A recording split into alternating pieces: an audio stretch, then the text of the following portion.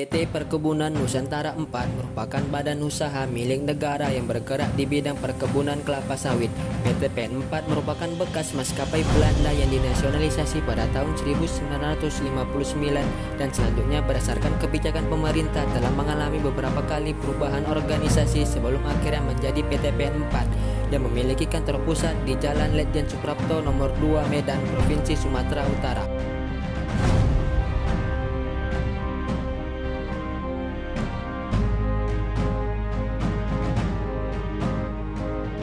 Faradila Rizky 1803010003. Muhammad Arif Lubis 180301004. Rizky Marito Harahap 1803010005. Muhammad Aulia Fikri 1803010008. Rikyadi Pangestu 1803010042.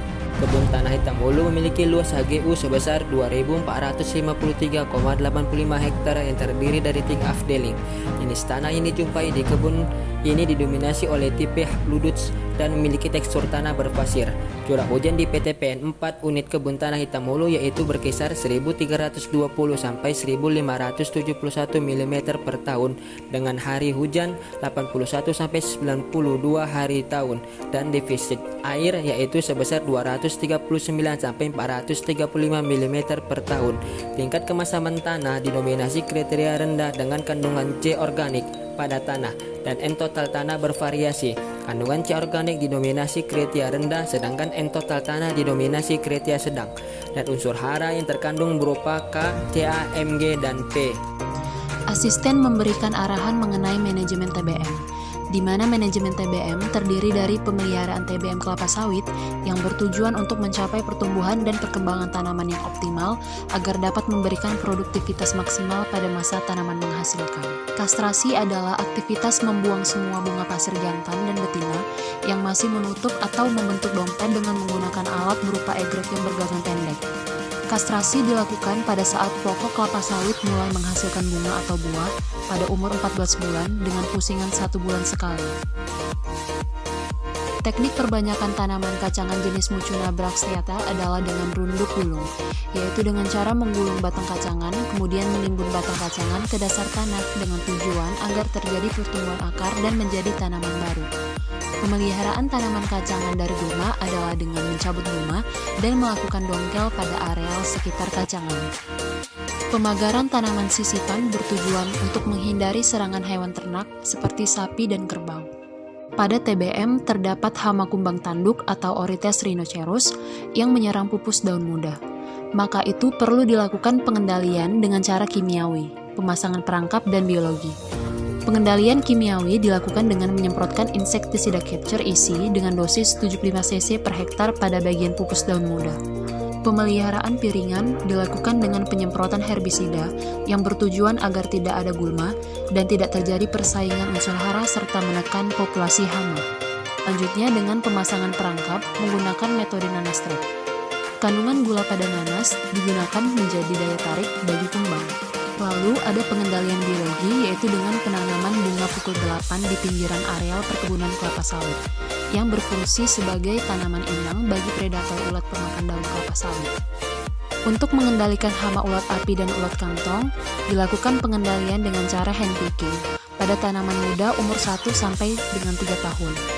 Tanaman menghasilkan merupakan tanaman yang sudah menghasilkan atau sudah memproduksi hasil dari tanaman tersebut. Pada umumnya tanaman menghasilkan pada kelapa sawit dimulai dari usia tanaman 4 tahun. Pupuk untuk tanaman menghasilkan yang digunakan di perkebunan Tanah Hitam Hulu adalah pupuk anorganik yaitu NPK 12-12-17-2 dilakukan 3 kali dalam setahun dan pupuk dolomit 1 kali dalam setahun dengan cara disebar di piringan. Pengendalian gulma dalam pertanaman kelapa sawit mencakup areal piringan, gawangan dan pasar pikul. Lebar piringan 2,4 meter dan lebar pasar pikul 1,2 meter. Pemeliharaan jalan dilakukan agar lebih memudahkan untuk melakukan panen maupun pengontrolan di lapangan. Fogging dilakukan untuk memberantas ulat api yang dilakukan pada malam hari agar kelembaban udara tidak terlalu tinggi. Fogging dilakukan dengan campuran insektisida Delta air, breeder, dan solar dengan dosis yang sudah ditentukan dan dilakukan pengadukan selama kurang lebih 1 jam. Pengendalian hama ulat kantong di PTPN 4 Kebun Unit Tanah Hitam Hulu, Abdeling 2 dilakukan dengan metode injeksi batang yang dilakukan dengan cara bor batang kelapa sawit dengan menggunakan alat bor terang injektor sebanyak 1 lubang per pokok pada ketinggian 100 cm dari tanah, sedalam 30 cm dengan sudut kemiringan 40 derajat. Kedua, suntikan insektisida postin ke batang tanaman kelapa sawit sebanyak 10 gram per pokok. 3. Menutup lubang suntikan menggunakan potongan kayu kecil. Pengendalian penyakit Ganoderma di PTPN 4 Kebun Unit Tanah Hitam Hulu, Abdeling 2 dilakukan dengan cara membumbun tanah di bagian batang yang sudah mulai keropos pada piringan agar tidak tumbang. Jumlah produksi tandan buah segar di PTPN 4 Kebun Tanah Hitam Hulu sampai Mei 2021 sebesar 21.505.280 kg. Kriteria matang panen adalah persyaratan kondisi tandan yang ditetapkan untuk dapat dipanen. Kriteria matang panen yang diberlakukan di PTPN 4 Unit Usaha Tanam Hitam Hulu adalah 3-5 brondolan per tandan jatuh di area piringan. Alat-alat yang digunakan dalam proses panen yaitu egrek, gala fiber, angkong, gancu, karung, kampak. Syarat-syarat panen antara lain yaitu tidak dibenarkan memanen buah mentah, tidak dibenarkan meninggalkan buah matang di pohon, janjangan harus bersih dan tangkai panjang harus dipotong mepet dan disusun ke TPH. Brondolan dikutip seluruhnya, kemudian ditulis nomor harvester dan jumlah janjangan. Pengelolaan CPO. TBS yang sudah dipanen kemudian dilakukan pengolahan di PKS dengan minyak yang dihasilkan merupakan produk setengah jadi yaitu CPO dan PKO. TBS ditimbang di jembatan timbang, kemudian memasuki tahap sortasi yang dilakukan sesuai kriteria panen yang dibagi berdasarkan fraksi buah pada loading rem. Buah yang telah lulus sortasi dipindahkan pada lori. Lori yang telah diisi akan dilakukan proses perebusan selama kurang lebih 115 menit bertujuan untuk menggunakan daging buah. Selanjutnya masuk ke proses dressing di mana buah dipipil untuk menghasilkan brondolan dan tankos. Brondolan yang sudah terpisah akan memasuki tahap pengempaan yang terdiri dari digester. Di sini buah akan dilumatkan dan dipisahkan dengan biji. Kemudian melalui tahap screw press untuk memeras brondolan yang telah dicincang, dilumatkan dan mendapatkan minyak kasar. Selanjutnya minyak menuju stasiun klarifikasi, sedangkan ampas dan biji masuk ke stasiun kernel. Di sini terdapat sand trap tank yang berfungsi untuk menampung pasir. Kemudian minyak produksi disimpan di storage tank sementara sebelum dikirim.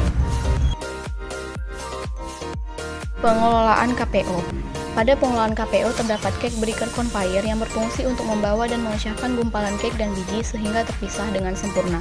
Selanjutnya masuk ke polishing drum, tujuannya untuk membersihkan biji dari serabut-serabut yang masih melekat. Kemudian menuju ke ripple mill untuk memecahkan dan memisahkan cangkang dengan inti.